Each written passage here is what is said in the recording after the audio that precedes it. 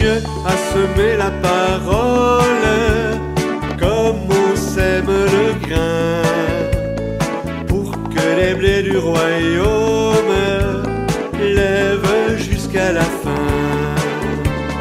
Dieu a semé la parole comme on sème le grain, pour que les blés du royaume lèvent jusqu'à la fin.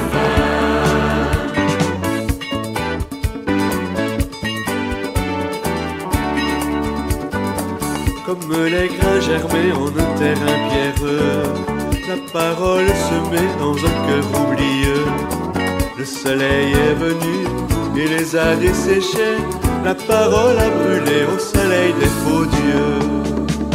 Dieu a semé la parole comme on sème le grain, pour que les blés du royaume lèvent jusqu'à la fin.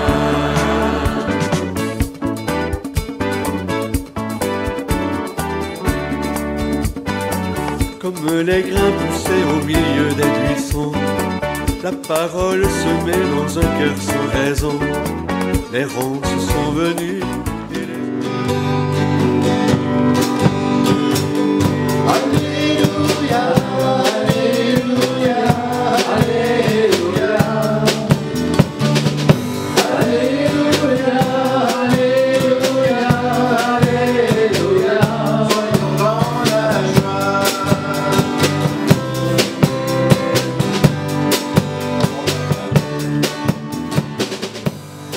Bonjour. Vous m'entendez bien? Ça va bien?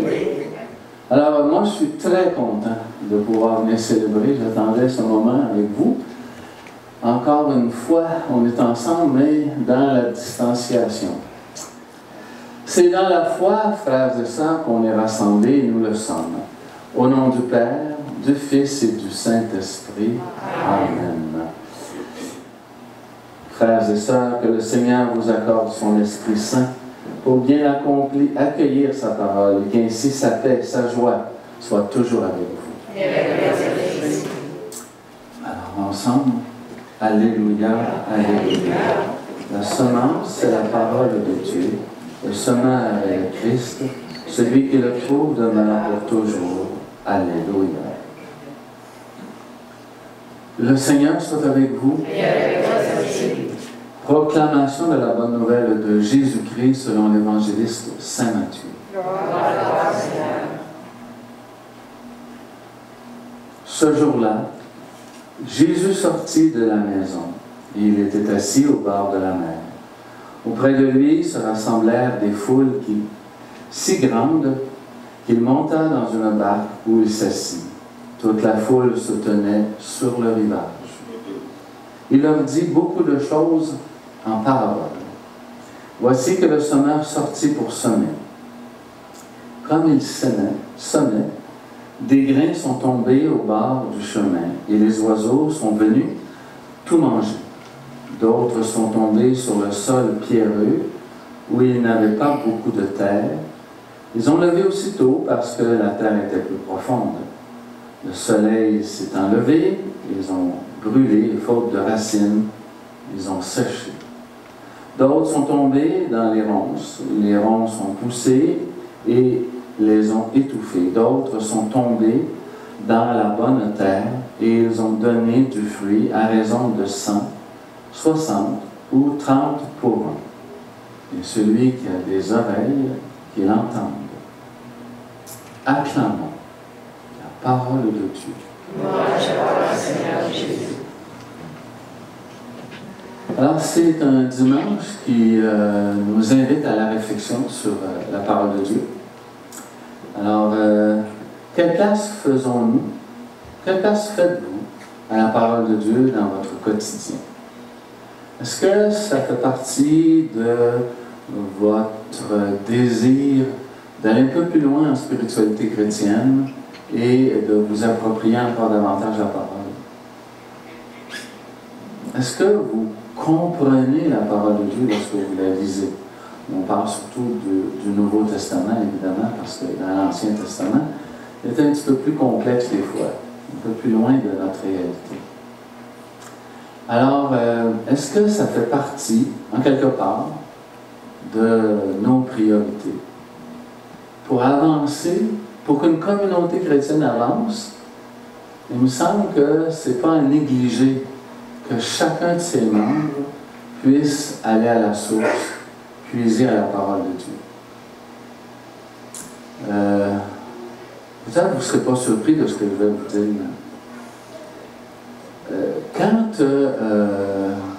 j'ai cheminé pour devenir prêtre, comme séminariste, on a ce qu'on appelle un examen de juridiction qui nous donne 3 heures d'examen avec 3 prêtres différents. On est assis ensemble et on échange, on discute. À la fin de cette discussion-là, évidemment, l'idée c'est de savoir si le futur prêtre en question a un bon jugement. Et puis ça a l'air que j'avais un bon jugement, j'ai passé. Ça a marché. Les prêtres m'ont dit, écoute, les examens qu'on a aujourd'hui sont vraiment différents de ce qu'on pouvait avoir au 16e, 17e, même 18e siècle. Savez-vous sur quoi on examinait surtout les futurs prêtres avant de leur donner l'ordination? Je vous donne en 1000. Si les gars ne savaient pas chanter, et s'ils ne connaissaient pas le droit canon, il y avait beaucoup de difficultés à devenir prêtre. Moi, mon père m'avait payé des cours de chant, mais j'avais lâché. Je n'étais pas trop vaillant sur le chant. Et puis, le droit canonique, c'était peut-être pas la matière la plus intéressante que je pouvais aller chercher. Alors, imaginez-vous, on passait d'un monde à un autre, où le prêtre devait savoir chanter, il chantait sa messe, et il devait connaître le droit canonique. À un examen où on me questionnait surtout sur l'Évangile, la parole de Dieu. C'est un autre monde, mais complètement différent.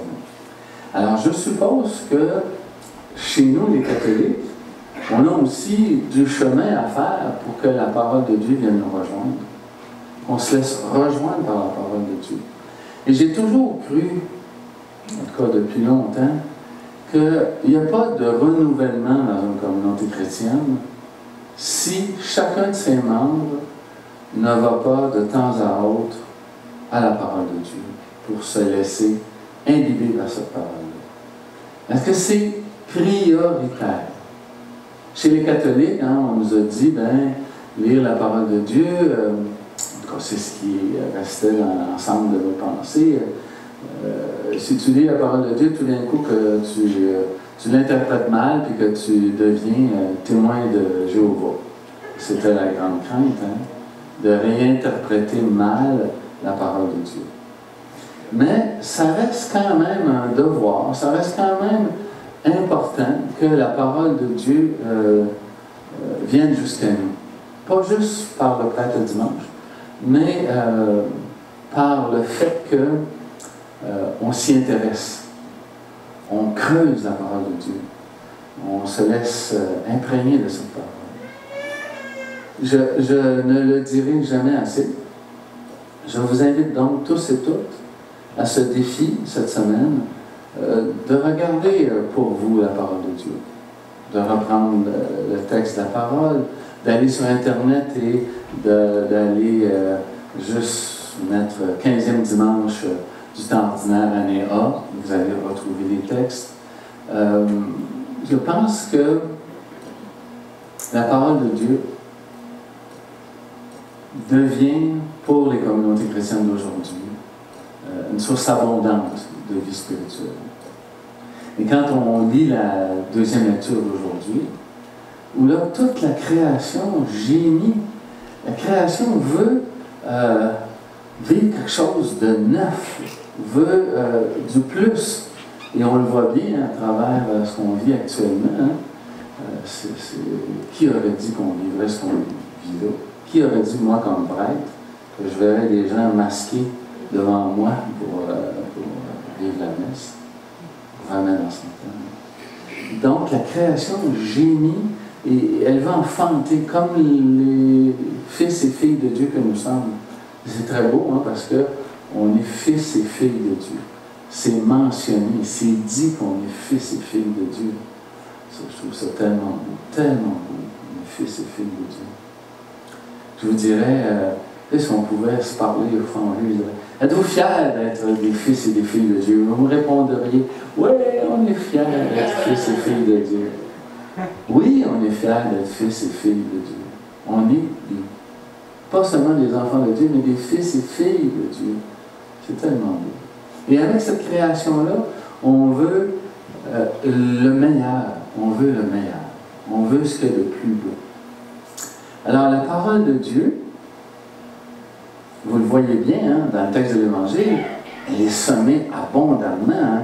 Le semeur n'est pas chiche. Il est dans une générosité incroyable.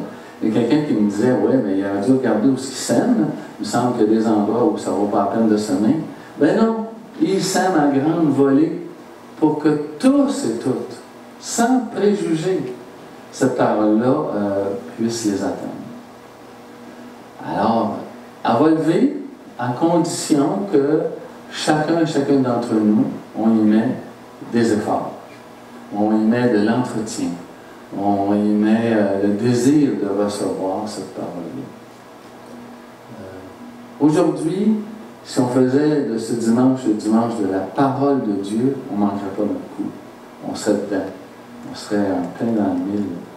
Comme la pluie qui tombe, elle fait son œuvre, hein, la pluie, elle fait son œuvre. Elle fait pousser le germain, mais il faut l'entretenir. Ça, mais ça nous regarde. C'est notre défi à chacun d'entre nous. J'ajoute un point. Et ce point que je rajoute, c'est le Christ lui-même qui nous l'a apporté. Il ne s'agit pas juste de semer la parole, mais il faut que les gestes qui accompagnent ce qu'on croit profondément soient présents dans nos vies. Les gestes. Gestes et paroles. Quand il y a gestes et paroles, il y a plus de chances de fécondité. On le voit dans des couples, hein? Je t'aime mon amour, je t'aime mon amour, mais il faut que les gestes suivent aussi. Il faut que les gestes puissent suivre. Alors ça fait partie, je dirais, de ce que le Christ nous a légué, paroles et gestes, de façon à ce que on ne soit jamais loin de l'Esprit de Dieu. L'Esprit de Dieu n'est pas que parole, il est aussi geste concret pour nos frères et puis pour nos sœurs. On va vivre chacune notre semaine. Comment on va la vivre, ça va dépendre de nous. Et je fais un lien bref avec le coronavirus. Hein, on a entendu à gauche et à droite comment il faut se protéger, comment il faut protéger les autres, le masque, se laver les mains, distanciation, etc., etc. Mais je suis convaincu comme moi, vous voyez encore du monde pour qui ça passe 100 pieds par-dessus la tête. Et non seulement ça passe 100 pieds par-dessus la tête, mais ils ont l'impression qu'ils sont devant un grand complot. Un immense complot. Et qu'il n'y a pas grand-chose de vrai dans ça. Alors, comment reçoivent-ils la parole? Comment l'interprètent-ils? Comment vont-ils vivre devant ce virus? Il faut d'abord y croire qu'il y en a un.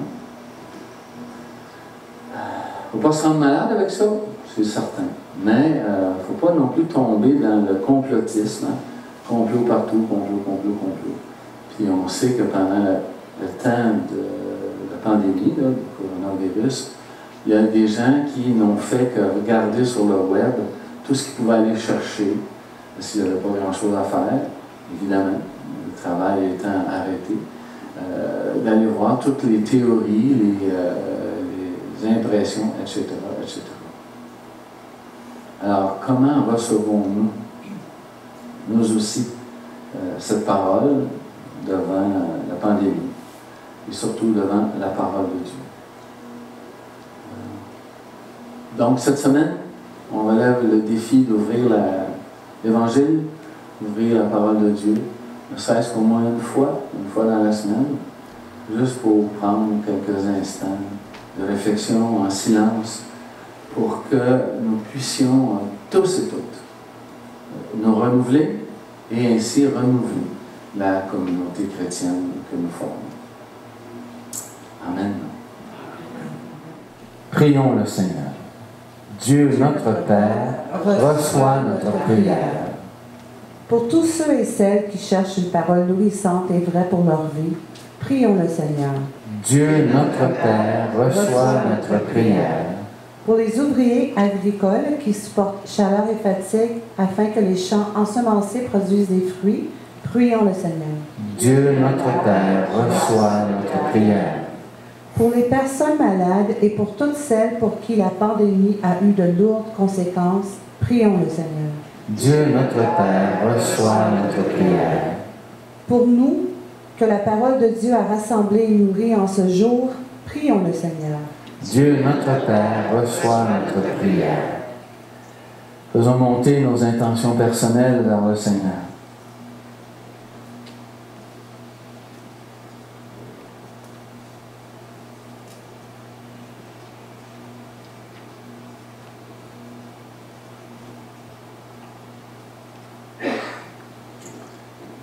Ensemble, Dieu notre Père, reçois notre prière. Père de toute bonté, que nos paroles montent vers toi et touchent ton cœur. Oui, car nous sommes tes enfants et notre confiance est en toi. Dieu vivant, pour les siècles des siècles. Amen. Amen. Elle est près de toi, cette parole. Elle est dans ta bouche et dans ton cœur. Écoute la voix du Seigneur. Écoute la voix du Seigneur.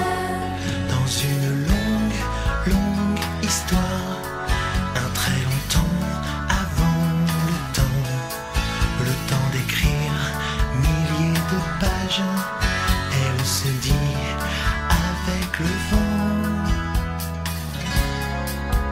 Elle est près de toi, cette parole. Elle est dans ta bouche et dans ton cœur. Écoute la voix du Seigneur. Écoute la voix du Seigneur. Elle se choisit la voix d'un peuple, lui donne un nom et pour toujours. Elle fait alliance, elle pardonne, elle se dit en mots d'amour.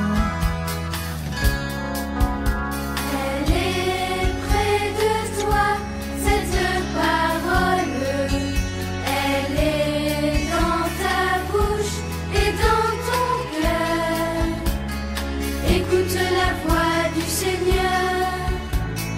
Écoute la voix du Seigneur. Au premier jour, elle est le Verbe, lumière de Dieu pour les nations. C'est un murmure à l'aube claire, elle se dit résurrection. Elle est près de toi, cette parole. Elle est dans ta bouche et dans ton cœur. Écoute la voix du Seigneur. Écoute la voix du Seigneur. Elle est près de toi, cette parole. Elle est dans ta bouche et dans ton cœur. Écoute la voix du Seigneur. Écoute la voix du Seigneur. Dans une